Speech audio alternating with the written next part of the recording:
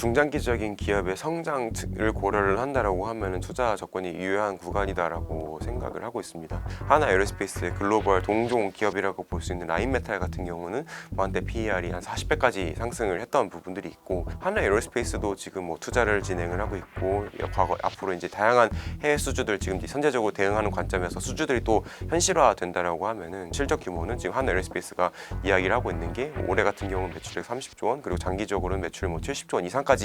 내다보고 있는 이제 그런 상황들이어서 주가 또한 중장기적으로 우상향을 그려갈 수 있는 여건들이 계속해서 마련되지 않을까. 다만 특별한 경제 강의 머니 특강. 안녕하세요 주식초등학교 여러분, 저는 오늘의 특강을 맡은 양승윤입니다.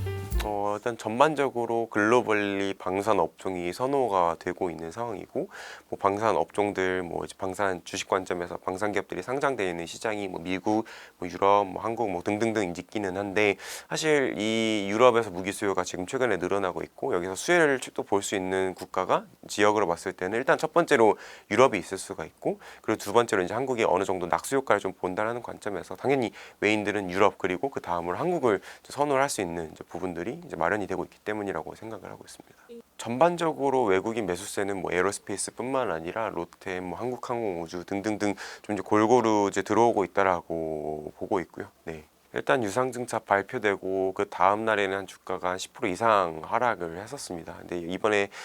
과거 이제 당초 3.6조 원 유상증자 발표를 했을 때 이제 주식수 관점에서 희석되는 물량이 한 13% 정도 있었기 때문에 이제 주가 하락도 그 정도 수준에서 어느 정도 좀 반영이 되었다라고 보고 있고, 그 이후에는 또 다시 한번 이제 반등하는 모습들이 나오고 있는 상황이어서 이 유증의 여파 속에서는 좀 빠르게 벗어나고 있는 게 아닌가라고 생각을 하고 있고요. 그리고 이제 오늘 현재 시점에서도 유증 관련해서 정정 공시들도 같이 나오고 있는 상황이고, 당초에 3.6조 원을 이제 유증을 하겠다라고 이야기를 했는데 그 유증 규모를 2.3조 원 정도로 축소를 해서 이제 진행을 하겠다라고 이야기를 하고 있는 상황이고, 나머지 뭐 1.3조 원에 대해서는 장기적으로 또 제3자 배정 유상증자로 조달하겠다, 이런 식으로 조금씩 이제 구조를 이제 바꿔가고 있는 이제 그런 상황들입니다. 아무래도 그 유증 발표 이후에 뭐 기존 주주라든지 좀 이제 좀 불만에 아니면 반대하는 목소들이 좀 다소 나왔던 부분들을 어느 정도 반영하고 있는 게 아닌가 생각을 하고 있고, 근데 이제 유증에 대한 구조나 이제 투자 자금 조달에 대한 부분들을 여하를 좀 이제 놓고 여하를 떼어놓고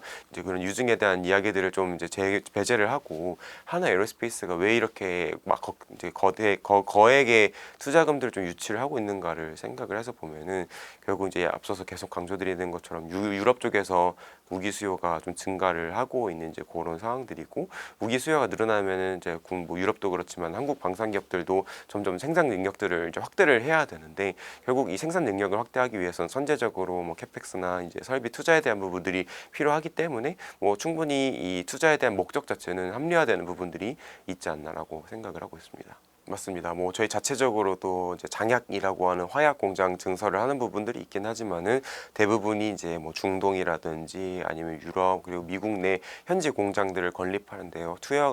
투입이 될 거다라고 생각을 하고 있습니다. 결국 이런 흐름들이 나오는 거는 이 무기 수요는 늘어나고 있는데, 워낙 뭐 유럽 같은 경우 이야기를 드려보면은 계속 뭐 미국이나 한국으로부터 해외에서 무기를 사오는 부분들에 대해서 조금 이제 불편한 기색들을 좀 내비치고 있는 상황들이고, 이제 본인들의 무기 수요인데 요것들을 계속 해외 기업들한테 이제 조달을 해 오면서 이 어떻게 보면 국부가 해외로 유출되는 이제 문제들이 있기 때문에 유럽에서는 계속 영내 조달에 대한 요건들을 이제 강화를 하고 있는 상황이고, 한국도 이 영내 조달 강화에 대한 흐름들을 좀 대응하기 위해서 선제적으로 이 현지 양산을 하는 이제 그런 관점에서 좀 접근을 하고 있다라고 생각을 하고 있습니다. 현지에서 양산을 하면은 유럽에서 이야기하는 이 영내 조달에 대한 요건들을 또 충족시킬 수가 있기 때문에 계속 이제 이런 전체적인 글로벌 트렌드들을 반영한 이제 선제적인 투자다라고 생각을 하면 좋을 것 같습니다. 일단은 가장 유력하게 언급이 되고 있는 거는 뭐 루마니아에서 K9 자주포 공장을 건립을 하는 이야기가 이제 작년부터 이야기가 나오고 있는 상황이고,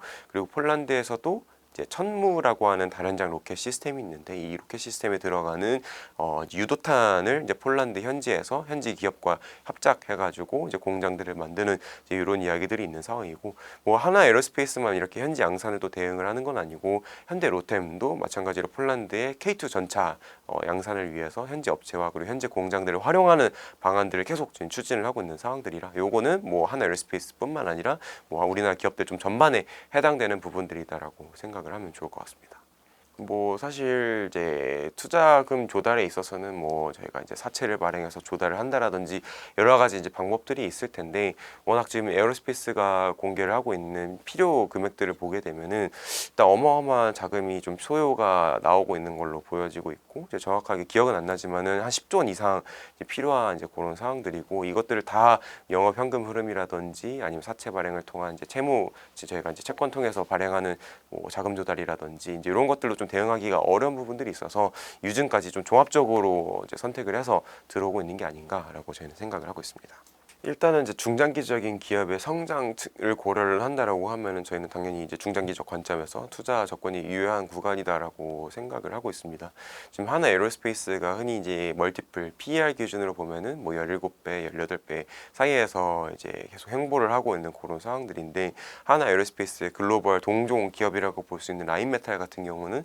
뭐 한때 PER이 한 40배까지 상승을 했던 부분들이 있고, 라인메탈이 이렇게 과거 한 PER 20배 정도 수준에서 40배로 2배로 뛰었던 이 배경에는 앞서 말씀드린 것처럼 유럽에서 무기 수요가 늘어날 거고, 장기적으로 라인메탈의 매출이 현재 대비해서 2배 정도 늘어날 것이라는 관측 때문에 당연히 멀티플도 거기에 대해서 선제적으로 상승을 했던 이제 부분들이 있는데, 하나 에어로스페이스도 지금 뭐 투자를 진행을 하고 있고, 과거 앞으로 이제 다양한 해외 수주들 지금 이제 선제적으로 대응하는 관점에서 수주들이 또 현실화 된다라고 하면은 뭐 제가 실적 규모는 지금 하나 에어로스페이스가 이야기를 하고 있는 게 올해 같은 경우는 매출액 30조 원, 그리고 장기적으로는 매출 뭐 70조 원 이상까지 내다보고 있는 이제 그런 상황들이어서 당연히 이런 그 오가닉한 그 기업의 실적 성장 관점에서는 주가 또한 중장기적으로 우상향을 그려갈 수 있는 여건들이 계속해서 마련되지 않을까. 다만 주가가 좀 단기간에 반등을 하고 좀 탄력을 받기 위해서는 어느 정도 투자에 대한 스토리와 그리고 이제 앞으로의 비전에 대한 부분들은 충분히 이제 합리화가 되었는데, 이를 뒷받침할 수 있는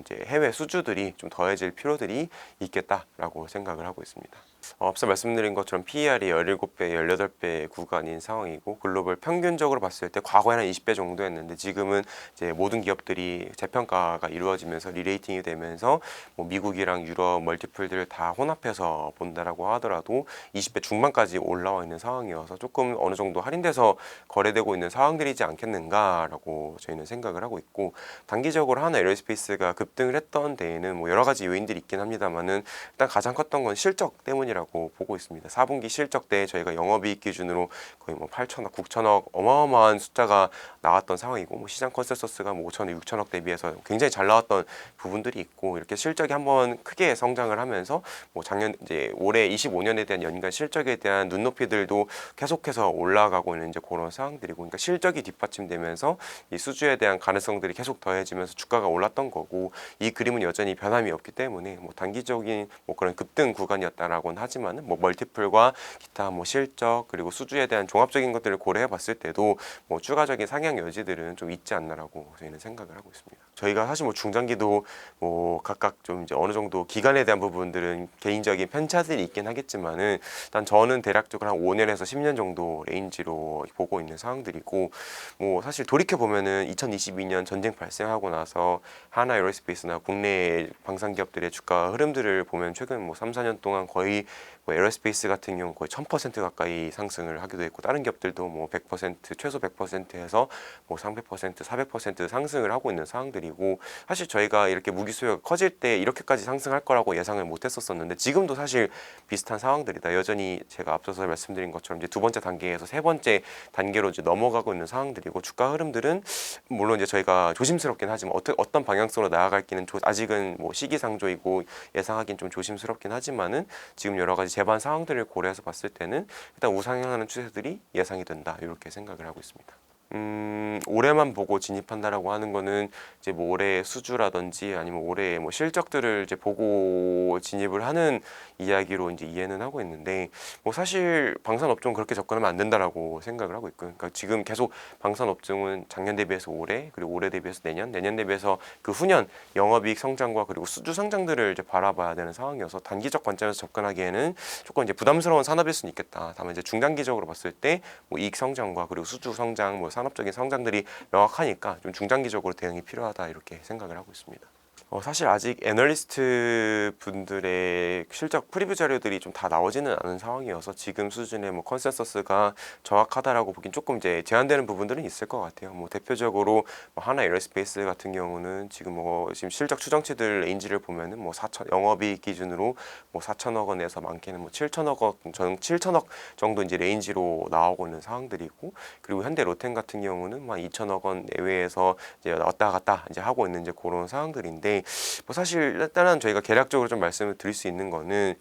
방산 같은 경우는 어느 정도 분기의 계절성들이 있습니다. 뭐 1분기, 2분기, 3분기, 4분기 갈수록 실적이 좋아지는 이제 오히려 이제 상반기보다는 하반기에 실적이 집중되는 부분들이 있기 때문에 뭐 1분기 실적은 조금 다소 이제 슬로우하게 시작하는 부분들을 일단 염두하고 볼 필요가 있지 않을까 생각을 하고 있고요. 작년 4분기 때 워낙 이제 실적이 잘 나왔었습니다. 뭐 폴란드로 나가는 물량들, 그리고 기타 해외로 수출되는 물량들 더해지면서, 그리고 국내 방산의 계절성, 그러니까 내수 물량들도 4분기 때 좀 다수 인도가 되고 생산이 되면서 여러 가지 양산 효과들 겹쳐지면서 이익률 자체가 좀 드라마틱하게 개선이 됐던 부분들이 있는데, 1분기 때는 이제 그런 양산 효과들이 다소 희석될 수 있는, 그러니까 과거 4분기랑 비교해서 봤을 때는 조금 이제 제한되는 부분들이 있어서 일단 실적에 대해서는 일단 비수기다 이 정도로 보고 진입을 이제 저희가 지켜봐 주시면은 좋지 않을까 생각을 하고 있습니다.